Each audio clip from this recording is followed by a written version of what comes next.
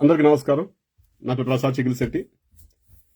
ఈ వీడియో నిన్న అంబటి రాంబాబు గారు మాట్లాడిన మాటలు, అలాగే ఆయన మీద జరిగిన దాడి, ఆయన అరెస్టు, వాటి గురించి వీడియోలో మాట్లాడుకుందాం.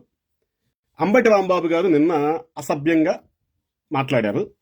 ఆ మాటలు కూడా క్షమించలేని మాటలే. చంద్రబాబు నాయుడు గారి మీద తప్పే. దాన్ని ఎవరు కూడా అన్నం తినేవాడు ఎవడు కూడా అంబటి మాటలు కరెక్ట్ అని చెప్పి ఎవరు చెప్పరు. అంబటి మాటలు తప్పే, ముమ్మాటికి తప్పే. ఆయన మీద కేసు పెట్టాలి, అరెస్ట్ చేయాలి, చట్టపరంగా ఆయన మీద చట్ట పరిధిలో శిక్ష వెయ్యాలి ఆయనకి. దాని గురించి ఎవరికి అభ్యంతరం లేదండి. చట్టపరంగా మీరు చర్యలు తీసుకోండి, శిక్ష వేయండి, ఆ చట్ట పరిధిలో చేయండి. మరి దాని గురించి ఎవరికి అభ్యంతరం లేదు. ఎందుకంటే ఎవడు పడితే వాడు వచ్చి ఇష్టారాజ్యంగా సమాజంలో ఉన్నత స్థానంలో వ్యక్తుల మీద ఈ విధంగా భాష మాట్లాడడం కరెక్ట్ కాదు కదా. ఈరోజు గతంలో చూసాం మనం, బాలకృష్ణ ఇదే విధంగా బాలకృష్ణ ప్రధానమంత్రి గారి మీద మాట్లాడారు ఇదే విధమైన భాష. కాకపోతే మనకి చర్యలు తీసుకోం కదా. అప్పుడు టీడీపీ ప్రభుత్వం బాలకృష్ణ అంటే చంద్రబాబు బామ్మది కాబట్టి చర్యలు తీసుకోరు. వాళ్ళ కుటుంబం నుంచి వాళ్ళు ఏమైనా మాట్లాడొచ్చు. బాలకృష్ణ ఏమైనా మాట్లాడిన చెల్లుబాటు అయిపోతుంది. అసెంబ్లీలో మాజీ సీఎం సైకోనా చెల్లుబాటు అయిపోతుంది. మనం ఎవరు ప్రశ్నించకూడదు దాని గురించి. కానీ అంబటి రాంబాబు లాంటి వ్యక్తి మాట్లాడకూడదు కదా. అయ్యో, అంబటి రాంబాబు బ్లడ్ బీ వేరు కదా, బాలకృష్ణ బ్లడ్ బీ సపరేట్గా ఉంటుంది. కాబట్టి ఆయన ప్రధానమంత్రిని బూతులతో దూషించవచ్చు, తన తల్లి గారిని దూషించవచ్చు, అలాగే మాజీ సీఎంలు పట్టుకుని సైకోగాడు ఆడియుడు అనొచ్చు అసెంబ్లీలో ఒక శాసనసభ్యుని హోదాలో. అది కరెక్ట్గా ఉంటుంది. కానీ అంబటి రాంబాబు అనే వ్యక్తి మాత్రం తప్పది. అది తప్పు కాబట్టి చర్యలు తీసుకోవాలి, కేసులు పెట్టాలి. అందరూ కూడా సమర్థిస్తారు దాన్ని. బాలకృష్ణ వ్యాఖ్యల్ని సమర్థించకపోయినా కూడా అంబటి రాంబాబు చేసిన వ్యాఖ్యలు తప్పు అని చెప్పేసి అందరూ వాటిని ఖండిస్తారు, చర్యలు తీసుకోమని డిమాండ్ చేస్తారు. సో అంబటి రాంబాబు మీద కేసు పెట్టడము, చర్యలు తీసుకోవడం మంచిది. దీని మీద ముఖ్యమంత్రి గారికి అభినందనలు. మంచి పని చేశారు సీఎం గారు. అలాగే సూపర్ సీఎం లోకేష్ గారు. మన హోంమంత్రి గారు అంటే తెలుసు కదా, ఆవిడికి పవర్ ఉంది. కానీ ఏంటంటే పవర్ ఉంటుంది కానీ అది పదం ఉంటుంది కానీ పవర్ అంతా లోకేష్ గారి దగ్గర ఉంటుంది. పైగా లా అండ్ ఆర్డర్ శాఖ మంత్రి ముఖ్యమంత్రి గారు కదా, కలిసి ఉంటాయి. కాబట్టి ఆవిడ గురించి మనం మాట్లాడుకోవడం అనవసరం. లోకేష్ గారు, చంద్రబాబు నాయుడు గారు చాలా ఏమంటుందని వేగంగా నిర్ణయం తీసుకుని ఆయన మీద కేసు పెట్టించడము, అరెస్టు చేయించడము చాలా వేగంగా జరిగిపోయింది. మంచిది, అభినందనలు అందరికీ. అయితే ఈ కేసు ఇదంతా పక్కన పెడితే అంబటి రాంబాబు ఇంటి మీద జరిగిన దాని గురించి మాట్లాడుకోవాలి.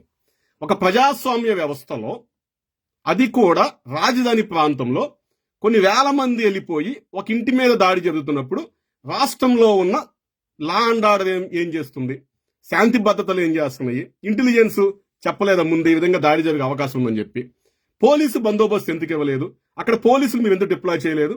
రాజధాని ప్రాంతమే కదా. ఎక్కడో అనంతపురంలో జరిగిందంటే ఎక్కడి నుంచి అక్కడ పోలీసులు ఎలా అంటే కష్టం కాదంటే, ఎక్కడో అరకులో జరిగిందంటే కష్టం. కానీ రాజధాని ప్రాంతంలో పోలీస్ హెడ్ క్వార్టర్స్ ఉంటుంది, పోలీస్ బెటాలియన్లు ఉంటాయి కదా. మనం ఇంకా కొన్ని సిఆర్పిఎఫ్ క్యాంప్ ఉంటుంది కదా. ఇప్పుడు కేంద్ర బలగాలు కానీ రాష్ట్ర బలగాలు కానీ ఈ విధంగా కొన్ని వేల మంది ఇంటి మీద దాడి చేస్తాకి వెళ్తున్నారు. కాబట్టి అక్కడ 144 సెక్షన్ పెట్టి ఆ ఇంటి చుట్టుపక్కల మొత్తం క్లియరెన్స్ తీసుకుని కంట్రోల్లో తీసుకుని అంబటి రాంబాబు గారు లోపల ఉండొచ్చు, అరెస్ట్ చేసుకోండి, ఆయన లోపల పెట్టండి, అరెస్ట్ చేయించుకోండి, అవసరమైతే గృహ నిర్బంధం పెట్టండి. కొన్ని రోజుల పాటు బయటికి మాకు నీ మీద థ్రెట్ ఉంది, నేను చంపేస్తానని చెప్పి గృహ నిర్బంధం పెట్టి చుట్టూ కాపలా పెట్టిన కాదంటలేదు. పోనీ అంతగా చేయకపోతే ఆయన తీసుకెళ్లిపోయి అజ్ఞాత ప్రదేశంలో పెట్టండి.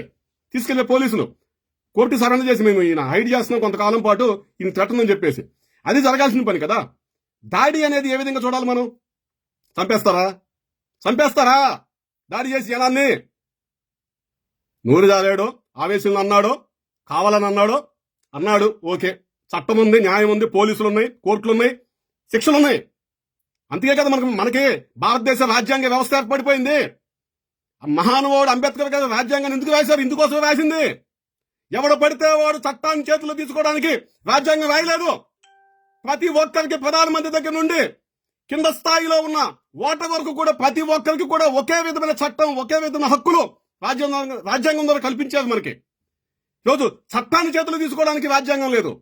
ఏ విధంగా తెలుగుదేశం పార్టీ నాయకులు కార్యకర్తలు గోండాల్లాగా, రౌడీల్లాగా అంబటి ఇంటి మీద దాడి చేస్తారో, చట్టాన్ని చేతిలో తీసుకుంటారో, ఏ విధంగా పోలీసులు ఈరోజు ప్రేక్షకుల్లా చూస్తూ కూర్చున్నారు. లా అండ్ ఆర్డర్ శాఖ మంత్రిగా ఉన్న ముఖ్యమంత్రి చంద్రబాబు నాయుడు గారు ఏం చేస్తున్నారు? హోంమంత్రిని డమ్మీ చేసిన లోకేష్ గారు ఏం చేస్తున్నారు? దీని మీద ఒక రాజధాని ప్రాంతంలోనే రక్షణ లేకపోతే మిగతా ప్రాంతాల పరిస్థితి ఏంటి?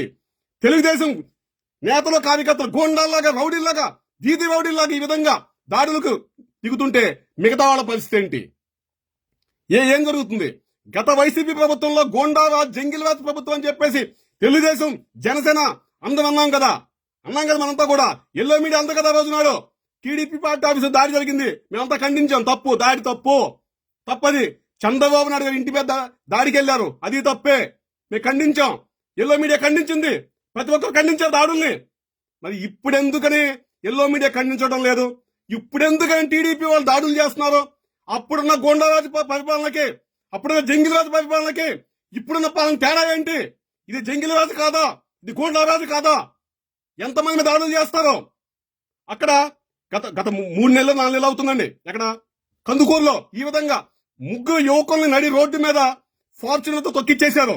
బవి తెగించి 2 వారాల పాటు ప్రభుత్వం గాని ఎమ్మెల్యే గాని ఎవరు పట్టించుకోవాలి. రోడ్డు ప్రమాదం. మన ఎల్లో మీడియా కమ్మ మీడియాలన్నీ కూడా రోడ్డు ప్రమాదంలో 3 వ్యక్తులకి గాయాలు, ఒకరు దుర్మరణం అని చెప్పి వార్తలు రాసినాయి మన కమ్మ మీడియాలన్నీ కూడా.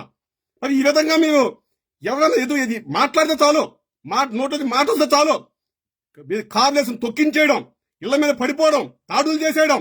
అసలు రాజధాని ప్రాంతం గుంటూరు ప్రాంతంలో ఎటువంటి వాతావరణం మనకు ఉండాలి? అక్కడ కూడా దాడులు చేస్తారు ఈ రోజు మీరు. ఇది చంద్రబాబు నాయుడు గారు, లోకేష్ గారు చూసుకోలేని కూడా మీ రౌడీ మోకల్ని, మీ గోండాలను అదుపులో పెట్టుకోండి. ఈ రోజు వాళ్ళు, రేపొద్దున మేము. ఈరోజు వైసీపీ నాయకుడు అయ్యాడంటే రేపొద్దున మా జనసేన నాయకులు ఏదో ఆవేశంలోనో, ఏదో తెలియకో, ఏదో తాగుండో, ఏదో ఒక విధంగా మాట తోలుతారండి. చంపేస్తారా? తూలితే ఈ విధంగా చంపేస్తారా? ఇళ్ళమే పడిపోతారా? తగలు పెడతారా? నిప్పులు పెడతారా? ఈరోజు వైసీపీ జరిగితే మాకు జరిగిద్ది, బీజేపీ జరిగిద్ది. ఈ పార్టీలు పక్కన పెట్టి ఎవడో సామాన్యుడండి ఇదే అంటాడు. చంపేస్తారా వాళ్ళని కూడా మీరు?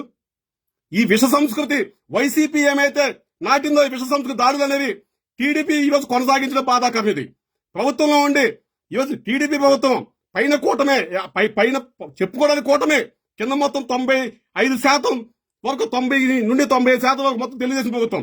ఈ తెలుగుదేశం ప్రభుత్వం ఈ రోజు నాడు ఏం చెప్తుంది ప్రజలకి? ఈ జంగిలిరాజు పాలన, గోండారాజు పాలన మీద ఏం చెప్తుంది? ఎంతకాలం దాడులు రాష్ట్ర ప్రజలు భరించాలి? అంబటి ఎవడండి? Ambati joker, buffoon. ఆ బఫూను మాటలకు విలువ ఉందా? పెట్టండి, ఏముంది? అదుపులో తీసుకోండి, లోపలేయండి, కొట్టించేయండి, పోలీస్ స్టేషన్లో పెట్టండి, సెల్ల వేయండి. బోరుగడ్డ జరిగిన ట్రీట్మెంట్ తాటికి కొట్టించండి, ఇబ్బంది లేదు. సెల్ల వేసి కొట్టించేయండి. మీ అహం చల్లావే వరకు, మీ కోపం చల్లావే కొట్టించండి. జరిగిద్ది. ఆయన వస్తాడు, బయటకు వచ్చి ఏడుస్తాడు. జనాలు ఏమంటారు? నువ్వు అన్న మాటలకి బాగా కొట్టారులే అని. దానికి ఏంటి సానుభూతి చూపించడం? నువ్వు చేసిన దానికి తగిన శాస్తి జరిగిందని చెప్పేసి ప్రజలు అంటారు. కానీ ఇది శాస్తి కాదు కదా. ఈ విధంగా ఇది శాస్తి కాదు కదా. సరే, అంబటి రాంబాబు అంటే ఓకే. ద్వారంపూడి చంద్రశేఖర్ రెడ్డి పరిస్థితి ఏంటి? ఇదే మాటలో ద్వారంపూడి చంద్రశేఖర్ రెడ్డి చంద్రబాబు నాయుడు గారి మీద అన్నాడు గత వైసీపీ ప్రభుత్వంలో. ఎక్కడ ఆవేశంగా కాదు, ఏదో పోలీసులు ఆపితేనో, ఏదో ఆవేశంలోనో మాట్లాడడం కాదు. అక్కడ పబ్లిక్ గా రోడ్డు షోలో ఆ అది మనకి వ్యాన్ మీద నిలబడి, పక్కన ఒక మహిళ కూడా ఉంది, ఎంపీ గారు ఉన్నారు పక్కనప్పుడు, ఈయన ఎమ్మెల్యే గారు. పబ్లిక్ గా రోడ్ షోలో నడి రోడ్డు మీద ఆయన ఎటువంటి పోలీసులు వాదనలు ఏమీ లేకుండా, బ్లాకేజ్ లేకుండా, వాగ్వాదం లేకుండా చంద్రబాబు నాయుడు గారి మీద ఏం మాట్లాడారు? ఆ లాభాషలు అందరూ తెలుసు, విన్నాం కదా, మనంతా కూడా విన్నాం కదా. మరి ఈ విధమైన దాడి సరే అప్పుడంటే తెలుగుదేశం పార్టీ అధికారంలో లేదు, వదిలేదాం, వచ్చి 1.5 ఏడాది అయింది కదా. మరి ఈ విధంగానే మీరు ద్వారంపూడి ఇంటి మీదకి ఎందుకు వెళ్ళలేదు? వెళ్ళాలి కదా. ద్వారంపూడి ఇంటి మీద 1 కాదు 4 ఇళ్ళు ఉన్నాయి. అక్కడ 4 ఇళ్ల మీద పడిపోయి కాకినాడలో మొత్తం ధ్వంసం చేసి, కారును ధ్వంసం చేసి, నిప్పెట్టేసి ద్వారంపూడిని ఎందుకు మీ రోడ్డు మీద పరిగెత్తించుకోవట్లేదు? ఎందుకని మీరు చెప్పండి. ఇది ప్రజలు అడుగుతారు ఖచ్చితంగా. ఎందుకు వెళ్ళరు మీరు? అంబటి మీద లేచిన చెయ్యి ద్వారంపూడి మీద ఎందుకు లేకడం లేదు? రెడ్డిగారులు అంటే భయమా? పైనుండి కింద వరకు ధూపం వేస్తాడే భయమా మీకు? రెడ్డిగారులు వాళ్ళ జోలికెళ్తే అసెంబ్లీలో కొడాలి నాని వంశీ మాట్లాడిన మాటలు పక్కన పెడితే వాళ్ళ చేత మాట్లాడిచింది ఎవరో జగన్మోహన్ రెడ్డి ఎక్కడ ఉంటారు? ప్రస్తుతానికి బెంగళూరు ప్యాలెస్ లో ఉన్నా, అప్పుడప్పుడు ఆయన నెలకు 1-2 సార్లు వచ్చి తాడేపల్లి ప్యాలెస్ లో మన 1-2 రోజులు ఉండిపోతాడు కదా. చేయండి. అసెంబ్లీలో మాట్లాడించిన ఏదైనా మాటలు ఉన్నాయో రికార్డు నుంచి తొలగించడం కాదు, రికార్డు నుంచి తీసేయడం కాదు. జగన్మోహన్ రెడ్డి అక్కడే ఉన్నాడు కదా, వెళ్ళి ప్రతాపం చూపించండి. అక్కడ ఎందుకు మీకు చేయలేకడం లేదు? జగన్ రెడ్డి మీద ఎందుకు లేకదో? ద్వారంపూడి మీద ఎందుకు లేకదో? ఎందుకు అంబటి మీద లేస్తుంది? ఎందుకని మీకు బీసీ నేతలు, కాపు నేతలు, ఎస్సీ ఎస్టీ నేతల మీద ఎందుకని మీరు ఈ విధంగా రెచ్చిపోతున్నారు? ఈ విధంగా ప్రతాపం చూపిస్తున్నారు. జోగి రమేష్ అరెస్ట్ చేపిస్తారు, తప్పులేదు, అరెస్ట్ చేయండి, ఎవరు కాదన్నారు. అంబటి రాంబాబుని చేపిస్తారు, తప్పులేదు, చేపించండి, ఎవడు కాదండో. మరి ద్వారంపూడి చంద్రశేఖర్ రెడ్డిని ఎందుకు అరెస్ట్ చేపించలేదు? ఎందుకు అరెస్ట్ చేపించలేదు? ఎందుకు దాడి చేయలేదు? ఇవన్నీ కూడా ప్రజలు గమనిస్తున్నారు. ఇష్టారాజ్యంగా చేసే రోజులు పోయినాయి. ఈనాటి కాలంలో 1980 కాలంలో అంటే మీరు ఆడిందే ఆట, పాడిందే పాట, మీరు రాసిందే శాసనం, మీ పేపర్లో మీ కమ్మ కుల పత్రికల్లో వచ్చిన వార్తలే జనాలు కూడా చదవాలి ఆ రోజునాడు. వేరే దారి లేదు, అవే నిజాలు. ఇప్పుడు అలా కాదు కదా. ప్రతి ఒక్కరు కూడా ఒక మీడియా లాగా ఈరోజు గొంతు వినిపిస్తున్నారు. ప్రతి చోట కూడా ఈరోజు చర్చ జరుగుతుంది. ప్రతి చోట కూడా వార్తలు మీరు కమ్మ మీడియాలో చెప్పే వార్తలు కాదు, నిజమైన వార్తలు ప్రజలు తెలుసుకుంటున్నారు. మీ కమ్మ మీడియాలో కమ్మ కుల మాఫియాలు, ఉగ్రవాదాలు అయిపోయింది, ఆ కాలం అయిపోయింది, దాటిపోయింది. ఇంకా మీరు ప్రజలని మభ్య పెట్టాలని ప్రయత్నాలు చేయమాకండి. ఈరోజు ప్రభుత్వం ఇంకా ముందుకెళ్లాలంటే ఇటువంటి జంగిలిరాజు పాలనతో, గోండారాజు పాలనతో ప్రభుత్వం ముందుకెళ్దాం. ఈ పాలనతో ముందుకెళ్దాం. వాళ్ళకి మీకు తేడా ఏంటండి? వైసీపీకి టీడీపీ తేడా ఏంటి? అదే గోండారాజు, అదే జంగిలిరాజు, అదే శాంతి భద్రతలో లెక్కలేనితనం, బవితేకించడం, దాడులు, తగలబెట్టడాలు, తేడా ఏంటి వాళ్ళకి మీకు? ఇంకా